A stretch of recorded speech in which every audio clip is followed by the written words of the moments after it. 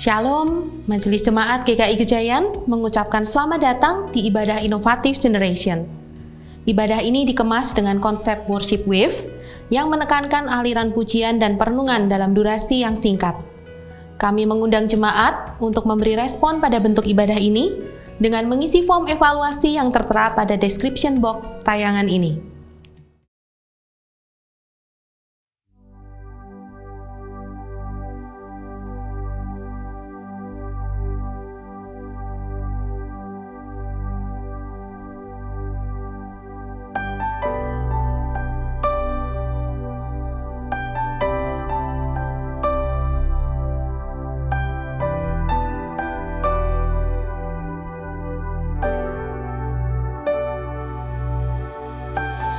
Tuhan, sungguh agung karya keselamatan-Mu bagi kami.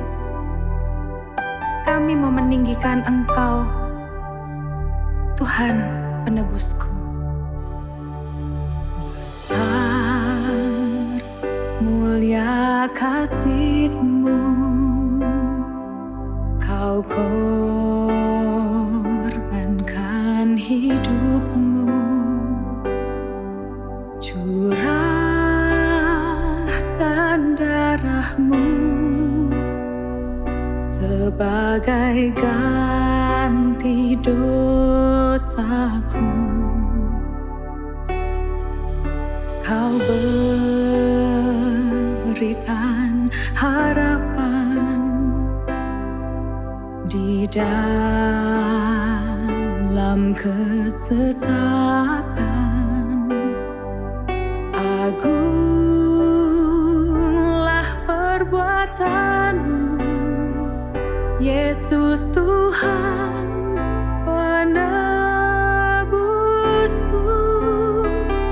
Karena kasih-Mu yang selamatkan-Ku, menyucikan dan menebus hidupku. Ku naikkan syukur buat pengorbanan-Mu, Maha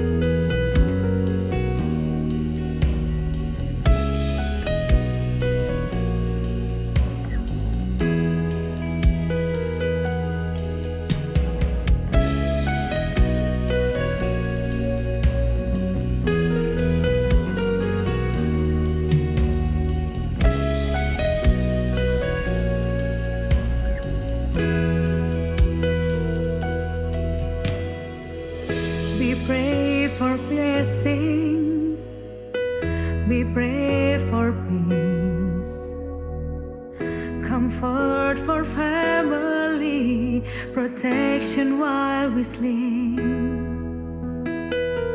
We pray for healing, for prosperity. We pray for your mighty hand to ease our suffering. And all the while you hear each spoken need, yet love us way too much to give us lesser things. 'Cause what if your blessings come through raindrops? What if your healing comes through tears? What if 1,000 sleepless nights are what it takes to know your need? What if trials of this life are your mercies in disguise?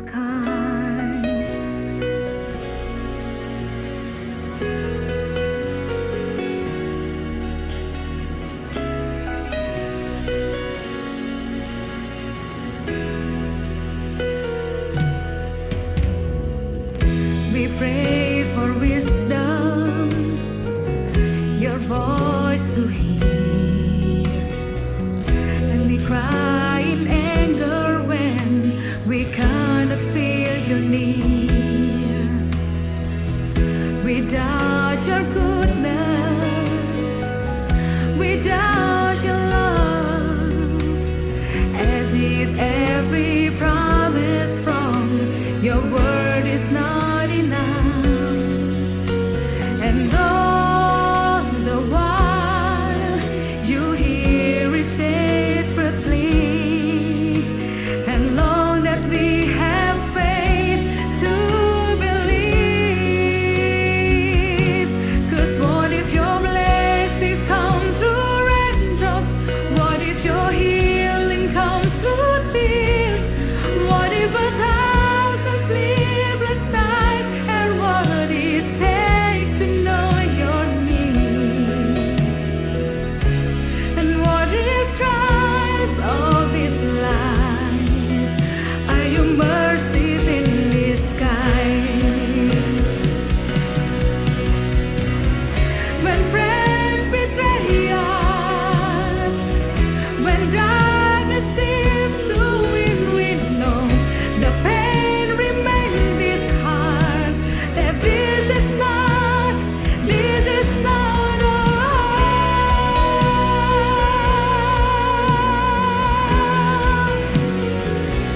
It's not our home.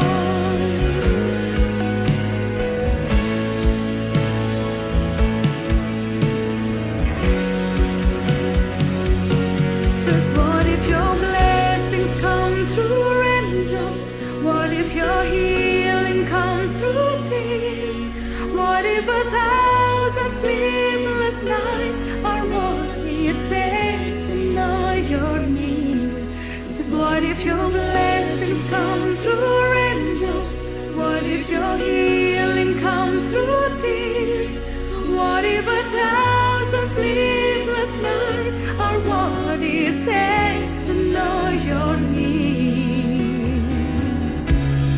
What if trials of this life are your mercies in disguise?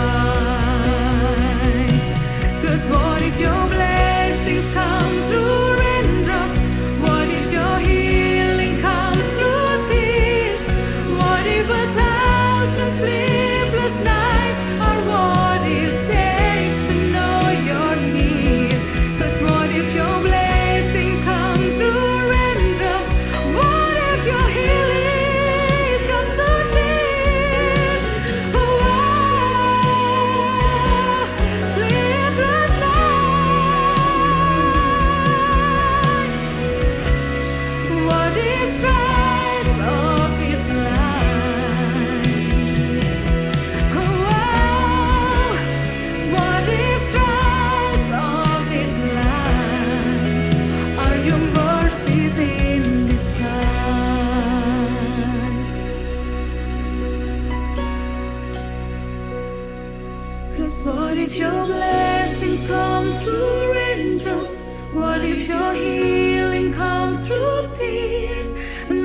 if 1,000 sleepless nights are what it takes to know you're near? What if my greatest disappointments or the aching of this life is the revealing of a greater thirst this world can satisfy? And what if through all this life, the rain, the storm, the hardest night, are your mercies in disguise?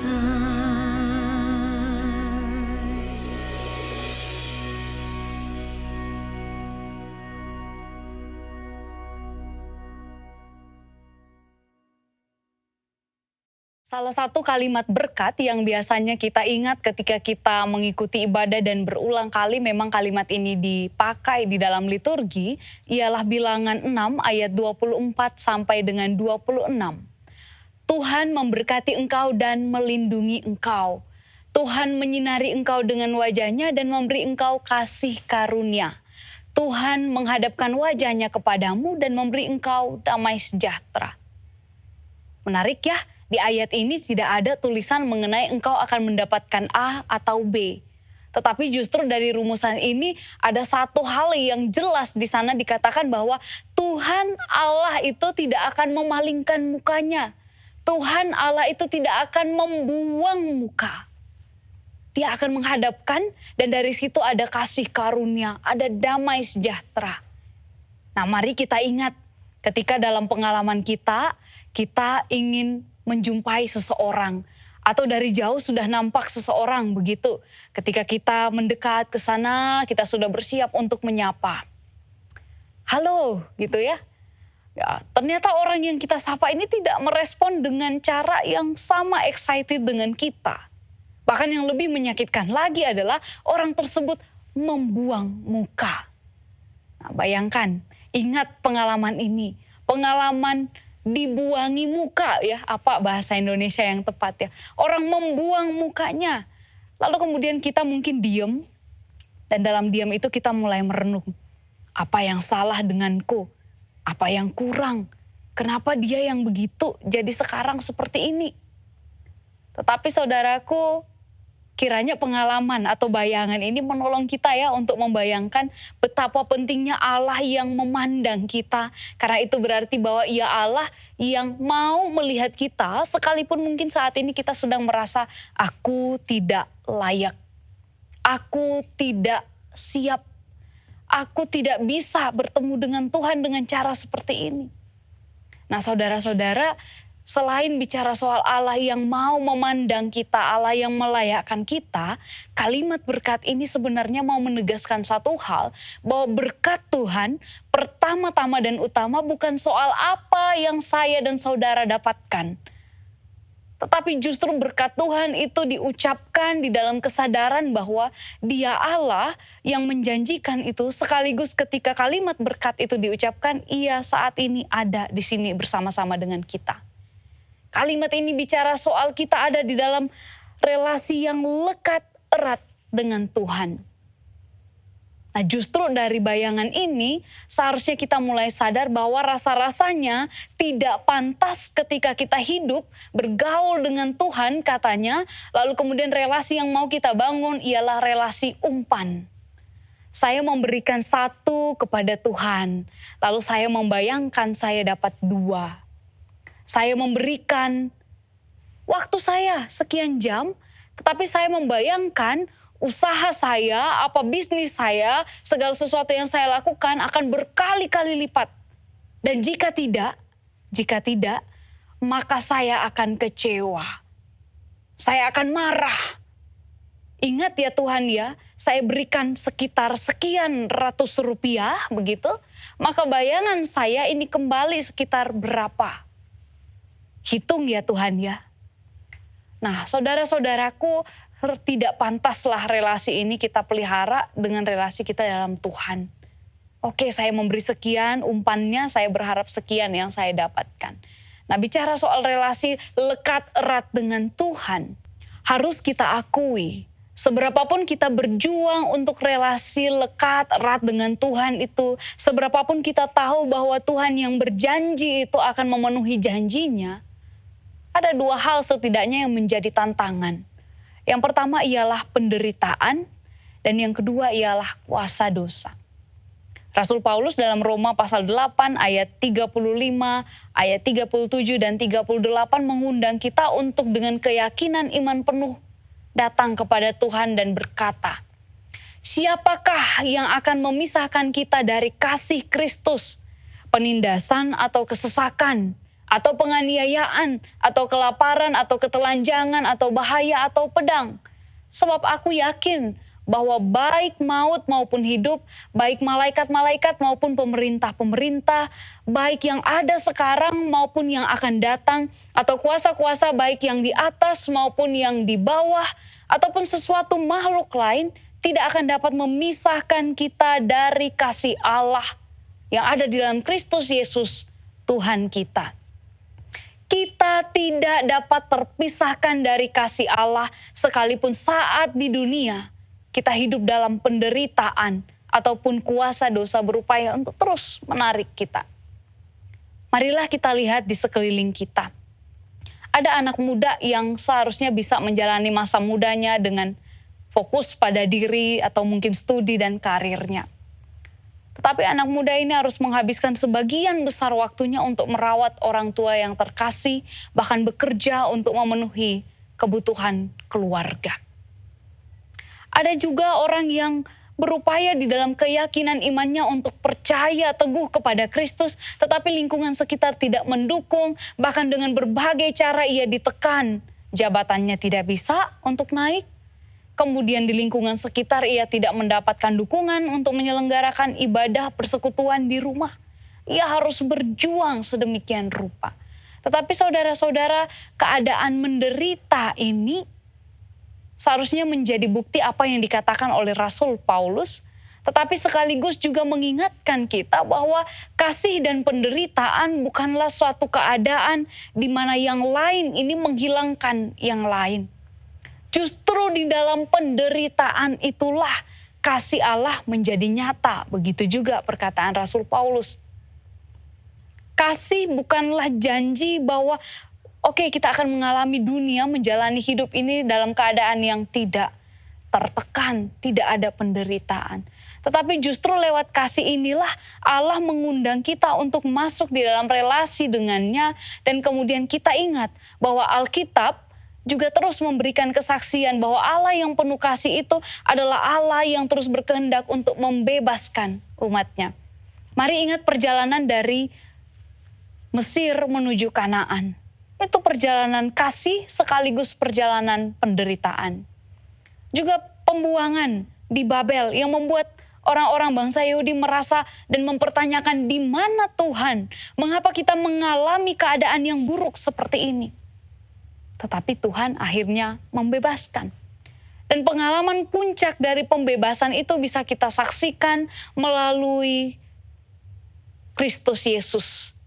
Dia yang tersalib untuk membebaskan saya dan saudara. Kasih Allah begitu kuat menembus semua batas dan kekuatan termasuk kuasa maut sekalipun dimasuki dan dihancurkannya supaya kita hidup. Ini janji setia Allah. Dia yang penuh kasih. Dia yang mengizinkan kita untuk menjalani setiap bagian kehidupan. Dan ia tidak meninggalkan kita.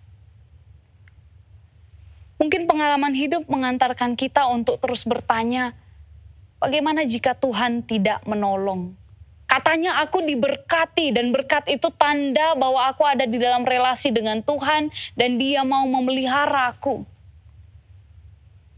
Saudara-saudara, lagu Blessing yang tadi kita nyanyikan di dalam penyembahan ditulis oleh Laura Story yang suaminya mengalami tumor otak pada tahun 2006. Perhatikan liriknya. Bagaimana jika berkat-berkat-Mu turun melalui tetesan hujan? Bagaimana jika penyembuhan daripadamu itu melalui air mata?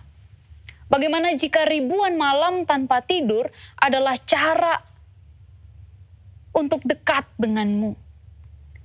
Bagaimana jika semua cobaan hidup ini justru adalah caramu untuk mengungkapkan, menyingkapkan anugerah-Mu? Jelas lirik ini ya, bagaimana jika, itu merupakan lirik pertanyaan iman seorang yang kecewa, seorang yang mengenangisi keadaan dari malam ke malam, sekaligus orang yang berharap kepada Tuhan, tetapi tahu betul bahwa jawabannya ada pada Tuhan.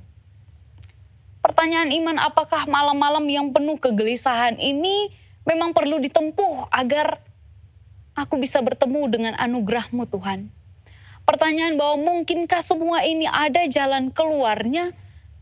Pertanyaan apakah memang ini adalah di dalam desain dan kendali Tuhan? Mungkin saat ini kita ada di posisi yang sama dengan Laura pada masa itu. Mungkin saya dan saudara di dalam doa selalu bertanya, Tuhan kapan? Mengapa semua jalan tertutup di saat harusnya ada keputusan yang diambil? Mengapa saya harus bangun setiap pagi berusaha untuk meyakinkan diri bahwa aku percaya kepada Tuhan, di saat nampaknya hidupku ini tidak lebih daripada hidup di dalam penderitaan. Satu hal saudara, setelah lagunya dirilis, dia mengatakan, kadangkala hidup tidak berjalan seperti yang kita kehendaki dan bayangkan untuk terjadi. Tetapi kita tidak bisa berhenti untuk percaya kepada Tuhan. Dia punya sesuatu yang lebih besar dan mungkin lebih baik lagi untuk kita. Dia adalah satu-satunya yang punya gambar besar dari semua hal di muka bumi ini. Tetaplah percaya kepada Tuhan. Bahkan mungkin kita akan mendapati bahwa pencobaan yang kita alami adalah bukti kita tidak terpisahkan dari kasih Allah, dan itu justru menjadi jalan untuk kita mengalami anugerah-Nya yang disingkapkan oleh Allah itu sendiri. Amin. Saat hening bagi kita.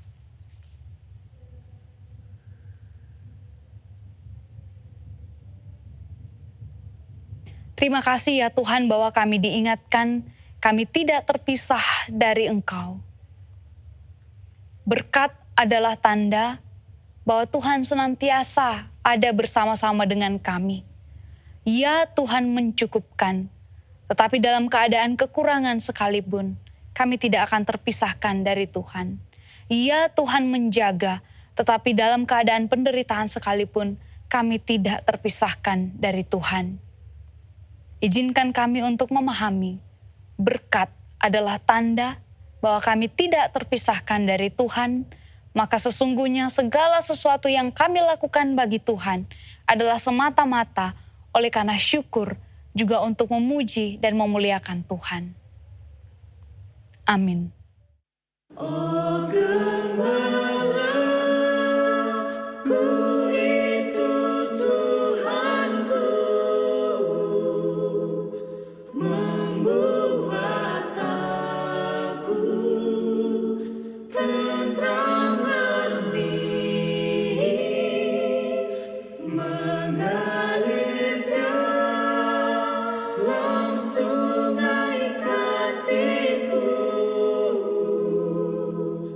Ku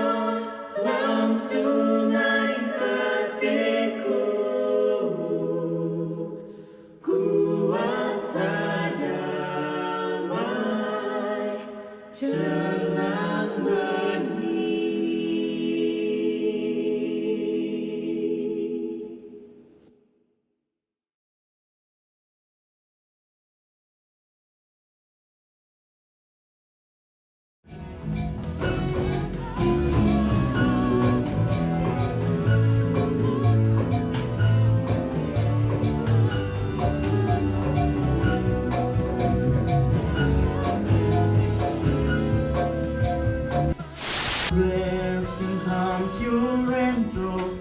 What if your healing comes to trees? What if your cause Mengalir dalam sungai kasihku. Angkat aduh. Angkat yang cepat, ini masih banyak loh.